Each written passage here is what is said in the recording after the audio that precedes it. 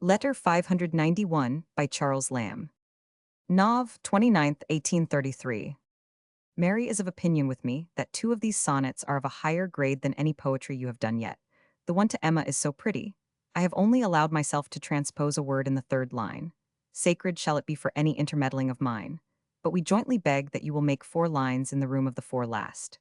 Read Darby and Joan in Mrs. Moxon's first album. There you'll see how beautiful in age the looking back to youthful years in an old couple is. But it is a violence to the feelings to anticipate that time in youth. I hope you and Emma will have many a quarrel and many a make-up, and she is beautiful in reconciliation. Before the dark days shall come, in which ye shall say, there is small comfort in them. You have begun a sort of character of Emma in them very sweetly. Carry it on, if you can, through the last lines.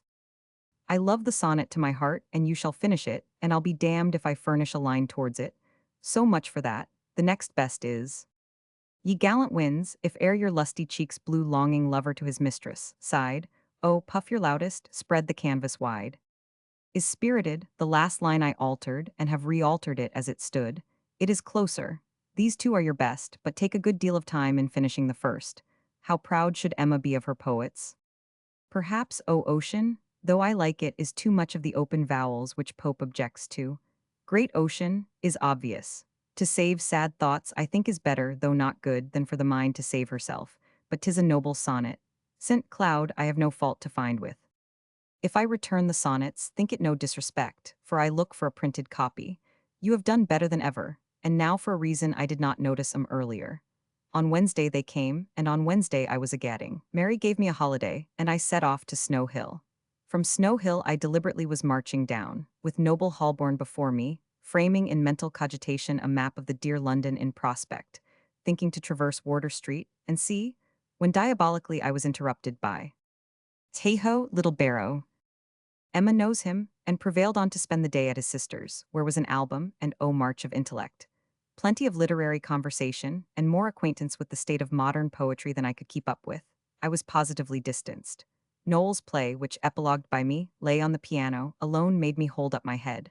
When I came home I read your letter and glimpsed at your beautiful sonnet.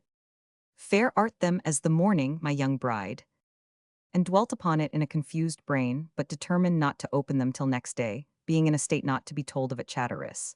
Tell it not in Gath, Emma, lest the daughters triumph. I am at the end of my tether. I wish you could come on Tuesday with your fair bride. Why can't you? Do. We are thankful to your sister for being of the party. Come, and bring a sonnet on Mary's birthday. Love to the whole Moxonry, and tell I every day love her more and miss her less. Tell her so from her loving uncle, as she has let me call myself. I bought a fine embossed card yesterday and wrote for the Pawnbrokeress's album. She is a Miss Brown, engaged to a Mr. White. One of the lines was, I forget the rest, but she had them at 24 hours' notice. She is going out to India with her husband. May your fame and fortune, Francis, whiten with your name. Not bad as a pun. I will expect you before 2 on Tuesday. I am well and happy, tell E. Moxon subsequently published his sonnets, in 2 parts, one of which was dedicated to his brother, and one to Wordsworth. There are several to his wife, so that it is difficult to identify that in which the last lines were to be altered. Mrs. Moxon's first album was an extract book in which Lamb had copied a number of old ballads and other poems. I quote one of Moxon's many sonnets to Emma Moxon. Fair art thou as the morning, my young bride. Her freshness is about thee, like a river to the sea gliding with sweet murmur ever thou sportest, and wherever thou dost glide, humanity a livelier aspect wears. Fair art thou as the morning of that land where Tuscan breezes in his youth have fanned thy grandsire oft. Thou hast not many tears, save such as pity from the heart will wring, and then there is a smile in thy distress. Meeker thou art than lily of the spring, yet is thy nature full of nobleness, and gentle ways that soothe and raise me so, that henceforth I no worldly sorrow know. Hey-ho, little Barrow, I cannot identify this acquaintance. Knowles's play, The Wife, prologued by Lamb too. At Chatteris, I cannot say who were the teetotal or abstinent Philistines. Mary's birthday. Mary Lamb would be 69 on December 3, 1833.